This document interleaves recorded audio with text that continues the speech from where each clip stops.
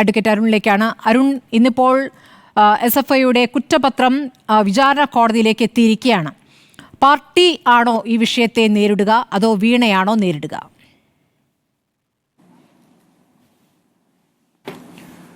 നമ്മുടെ party leadership അത് കൃത്യമായിട്ട് വ്യക്തമാക്കിയിട്ടുണ്ടല്ലോ. അതായത് നിയമപരമായിട്ടുള്ള കാര്യങ്ങൾ ഇതിൽ കേസിൽ കക്ഷിയായ ആൾക്കേ നേരിടാൻ കഴിയൂ. ഈ കേസിൽ പ്രതിയായി ഉൾപ്പെടുത്തിയിരിക്കുന്നത് ശ്രീ വീണയെയും അതുപോലെ തന്നെ വീണയുടെ കമ്പനിയായ എക്സലോജിക് കമ്പനിയാണ്. ആദ്യത്തെ 2 ഫൈൻഡിങ്ങിലും ഇവരൊന്നും പ്രതികളില്ല, നിരവധി മറ്റുള്ളവരാണ് പ്രതി. അവസാനത്തെ 3ാമത്തെ ഫൈൻഡിങ്ങിലാണ് വീണയുടെ പേര് ഉൾപ്പെടുത്തിയിരിക്കുന്നത്. അപ്പോൾ നിയമപരമായിട്ടുള്ള കാര്യങ്ങൾ ആ കക്ഷിക്ക്, കേസിലെ കക്ഷിക്ക് മാത്രമേ നേരിടാൻ കഴിയൂ എന്ന് എല്ലാവർക്കും വ്യക്തമാണല്ലോ. രാഷ്ട്രീയപരമായിട്ട് മുഖ്യമന്ത്രിയുടെ കുടുംബത്തെ ആക്രമിക്കാൻ, പ്രത്യേകിച്ച് ഗവൺമെന്റിനെ ആക്രമിക്കാനുള്ള ശ്രമത്തെ പാർട്ടി ഒറ്റക്കെട്ടായിട്ട് നേരിടും. ഇങ്ങനെ തന്നെയാണ് സഖാവ് കോടിയേരി ബാലകൃഷ്ണന്റെ മകനെ കള്ളക്കേസിൽ കുടുക്കിയപ്പോഴും ചെയ്തത്. അത് കള്ളക്കേസാണെന്നും തൻ്റെ മകൻ തെറ്റ് ചെയ്തിട്ടില്ലെന്നും അന്ന് പാർട്ടിയുടെ സംസ്ഥാന സെക്രട്ടറി ആയിരുന്ന കോടിയേരി ബാലകൃഷ്ണൻ പറഞ്ഞിരുന്നു. നിയമപരമായിട്ടുള്ള പോരാട്ടം നടത്തിയത് ബിനീഷ് തന്നെയാണ്. 1.25 വർഷങ്ങൾക്ക് ശേഷം ഒരു തെളിവുമില്ലെന്ന് പറഞ്ഞ് ബിനീഷിനെ ജയിൽ മോചിതനാക്കുകയും ആ കേസിന്റെ സ്ഥിതിയൊക്കെ നമ്മുടെ മുന്നിലുണ്ട്. പക്ഷേ കോടിയേരിയുടെ കാര്യത്തിലും പിണറായി വിജയന്റെ കാര്യത്തിലും 2 നീതി എന്ന ചോദ്യം വരുമ്പോൾ അതിന് കൂടി അരുൺ മറുപടി പറയണം. കോടിയേരി ബാലകൃഷ്ണൻ, ശരിയാണ്, കോടിയേരി ബാലകൃഷ്ണൻ അതിൽ വ്യക്തമായി പ്രതികരിച്ചിട്ടുണ്ട്. അന്ന് അദ്ദേഹം പാർട്ടി സെക്രട്ടറിയാണ്. അദ്ദേഹത്തിന്റെ വാചകങ്ങൾ ഇതാണ്: ബിനീഷ് കോടിയേരി പബ്ലിക് സർവന്റ് അല്ല. വ്യക്തിപരമായ ആരോപണം അന്വേഷിച്ച് കണ്ടുപിടിക്കട്ടെ. തെറ്റു ചെയ്തിട്ടുണ്ടെങ്കിൽ എത്ര ഉയർന്ന ശിക്ഷയും ബിനീഷിന് കിട്ടട്ടെ. പാർട്ടി എന്ന നിലയ്ക്ക് ഇടപെടില്ല. അന്വേഷണം അതിൻ്റെ വഴിക്ക് നടക്കട്ടെ. അതാണ് കോടിയേരി ബാലകൃഷ്ണൻ പറഞ്ഞത്. വേറെ ആരും തന്നെ ബിനീഷ് കോടിയേരിയെ പിന്തുണച്ച് അല്ലെങ്കിൽ ഇത് പാർട്ടിക്കെതിരായ ഗൂഢാലോചന എന്ന നിലയ്ക്ക് പ്രതികരണവുമായി വന്നില്ല. അത് കോടിയേരി എന്ന അച്ഛൻ മാത്രമാണ് അതിൽ പ്രതികരിച്ചത്. പക്ഷേ ഇപ്പോൾ പിണറായി വിജയന്റെ മകളുമായി ബന്ധപ്പെട്ട കേസിൽ പാർട്ടി ഒന്നാകെ പ്രതികരണവുമായി വരികയാണ്. അതിലെന്താണ് ധാർമ്മികത എന്ന ചോദ്യം ഉയരുന്നു. ധാർമ്മികത ഉണ്ടെങ്കിൽ ഈ നിലയ്ക്ക് പിണറായി വിജയനാണ് പ്രതികരിക്കുന്നത്. പിണറായി വിജയൻ എന്ന രാഷ്ട്രീയ നേതാവിന്റെ പ്രതികരണമാകട്ടെ ഇതിൽ വന്നിട്ടുമില്ല. ഇതൊക്കെ നിങ്ങളുടെ തോന്നലാണ്. കോടിയേരി പറഞ്ഞത് അങ്ങനെയാണ്, ആരും അതിൽ പ്രതികരിച്ചില്ല. അന്നും ഇന്നും ഇത്തരത്തിലുള്ള കടന്നാക്രമണങ്ങളെ പാർട്ടി കരുത്തോടെ ഒറ്റക്കെട്ടായി ഞങ്ങൾ പ്രതിരോധിച്ചതാണ്. ED ഓഫീസിലേക്ക് മാർച്ച് നടത്തിയതും അതുപോലെ തന്നെ EDയുടെ മുഖം തുറന്നു കാണിച്ചതും കേന്ദ്ര ഇൻവെസ്റ്റിഗേഷൻ ഏജൻസിയുടെ ഓരോ ചരിത്രവും ഭൂമിശാസ്ത്രവും എടുത്തുകൊണ്ട് ആക്രമിച്ചതുമെല്ലാം CPM ഒറ്റക്കെട്ടായിട്ടാണ്. അപ്പോൾ കോടിയേരി സഖാവിന്റെ മകന്റെ എതിരെ ഇത്തരത്തിൽ കേസ് വന്നപ്പോൾ ഇങ്ങനെയായിരുന്നു, സഖാവ് പിണറായി സഖാവിന്റെ മകൾക്കെതിരെ വരുമ്പോൾ അങ്ങനെയാണെന്നൊക്കെ നിങ്ങളുടെ വ്യാഖ്യാനം മാത്രമാണ്. ഒരു വീണയിലും ഈ ഗവൺമെന്റോ പാർട്ടിയോ വീടില്ല, കരുത്തോടെ നേരിടും. ഇന്ന് നിങ്ങൾ കണ്ടില്ലേ എമ്പുരാൻ സിനിമയുടെ ആ നിർമ്മാതാവുമായി ബന്ധപ്പെട്ടുകൊണ്ട് ED കയറി ഇറങ്ങിയത്? ഇന്നലെയും മിനിങ്ങാന്നും എല്ലാം എടുത്തു നോക്ക്. ED ഈ രാജ്യത്ത് നടത്തിക്കൊണ്ടിരിക്കുന്ന തെറ്റായിട്ടുള്ള ഇടപെടലുകൾ, രാഷ്ട്രീയ പ്രതിയോഗികളെ ഇല്ലാതാക്കാൻ വേണ്ടി നടത്തിക്കൊണ്ടിരിക്കുന്ന കള്ളക്കളികൾ ഓരോന്നായി പുറത്തു വരികയാണ്. കഴിഞ്ഞ ആഴ്ച നമ്മൾ ഒരുമിച്ചിരുന്ന് ചർച്ചയ്ക്ക് ഇരുന്നല്ലോ.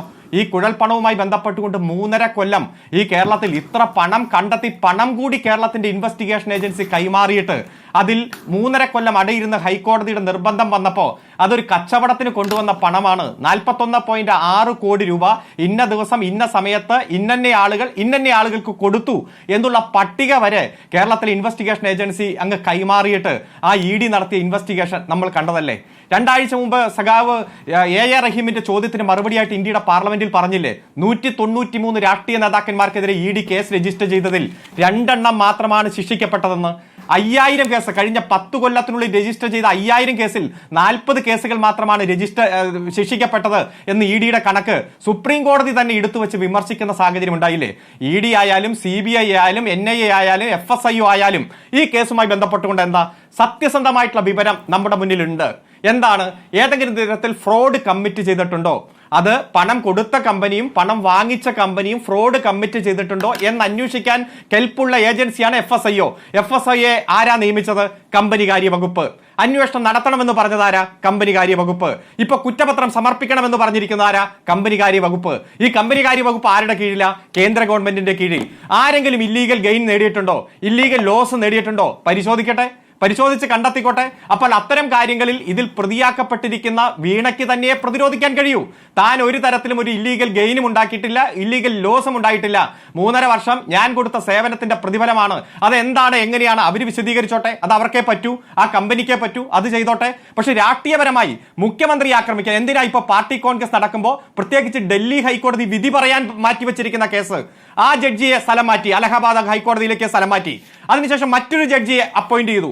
മറ്റൊരു ജഡ്ജി പറഞ്ഞു ഇപ്പോഴത്തെ ഷെഡ്യൂൾ പ്രകാരം വെക്കേഷന് പോവുകയാണ്, പ്രത്യേകിച്ച് ഡൽഹിയിലെ വെക്കേഷൻ ജൂലൈയിലെ തീരൂ, ആ വെക്കേഷൻ കഴിഞ്ഞ ഫസ്റ്റ് ദിവസം ഈ കേസ് ഞാൻ കേൾക്കാം എന്ന് പറയുന്ന ഒരു സാഹചര്യത്തിൽ ധൃതി പിടിച്ച് ഇപ്പോൾ പോയി ഇത്തരത്തിലൊരു അനുവാദ പത്രവും കുറ്റപത്രവും കൊടുക്കേണ്ട സാഹചര്യം എന്താണ്?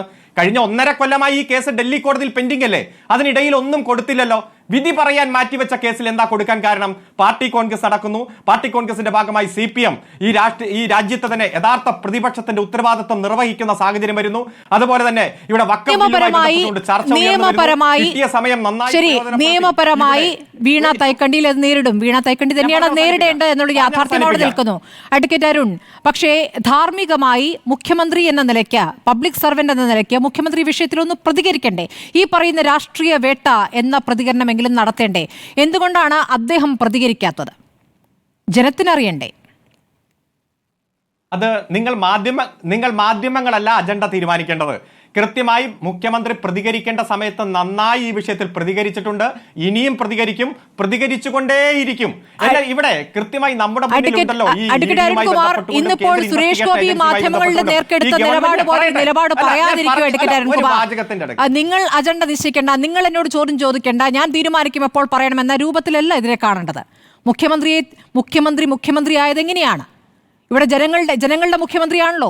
ജനങ്ങളോടുള്ള ഉത്തരവാദിത്തം എന്നുള്ള ധാർമ്മികമായ ഉത്തരവാദിത്തമാണ് ചോദിച്ചത്. നിങ്ങൾ നിശ്ചയിക്കുന്ന സമയത്ത് നിങ്ങൾ പ്രതികരിക്കുമെന്ന് പറഞ്ഞാൽ എപ്പോഴാണ് നിശ്ചയിച്ച സമയം?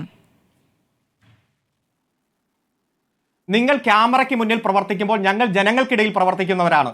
ഞങ്ങളുടെ പാർട്ടി കോൺഗ്രസ് നടക്കുന്നു. 5 ദിവസം നീണ്ടു നിൽക്കുന്ന പാർട്ടി കോൺഗ്രസ്, 3 വർഷത്തിനിടയിൽ നടക്കുന്ന പാർട്ടി കോൺഗ്രസ്.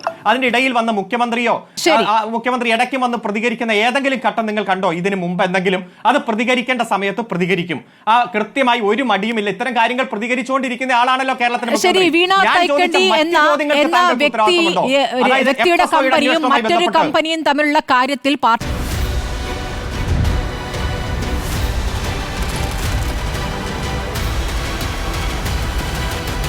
ഡിബേറ്റ് വിത്ത് സ്മൃതി പരുത്തിക്കാട്.